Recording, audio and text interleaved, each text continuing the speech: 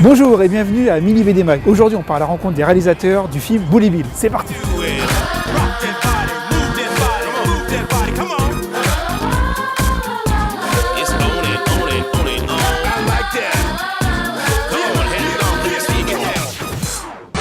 Eh, c'est mon nom là, en orange là. Qu'est-ce que ça sent? C'est roulé dans une crotte. C'est bizarre leur manière de faire des promenades. Désolé monsieur le routier, mon mari promène son chien. Bonjour Alexandre Charlot et Franck Magnier. Par rapport à l'album de bande dessinée, c'est donc un gag par page, et là vous avez fait un film qui dure 1h30.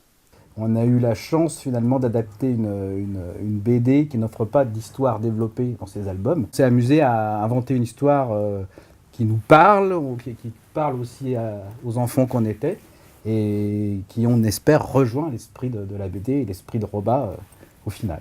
On voulait faire un film de chien, comme on en voit plein aux États-Unis. On a envie d'inventer une histoire qui serait Bully Bill et en même temps de raconter des choses qu'on aurait racontées si on avait fait un simple film de chien. L'ouverture sur la SPA, c'est quelque chose qu'on avait en tête avant même de penser à Bully Bill. Est-ce que vous êtes inspiré de certains gags? Il y a certaines images qu'on a gardées, bon, on peut le dire, peut-être c'est pas trop dévoilé, le chien qui s'envole avec ses oreilles. Ouais. Donner le bain au chien. Il y a pas le... Moi je me souviens d'un gag que j'aimais bien, c'était...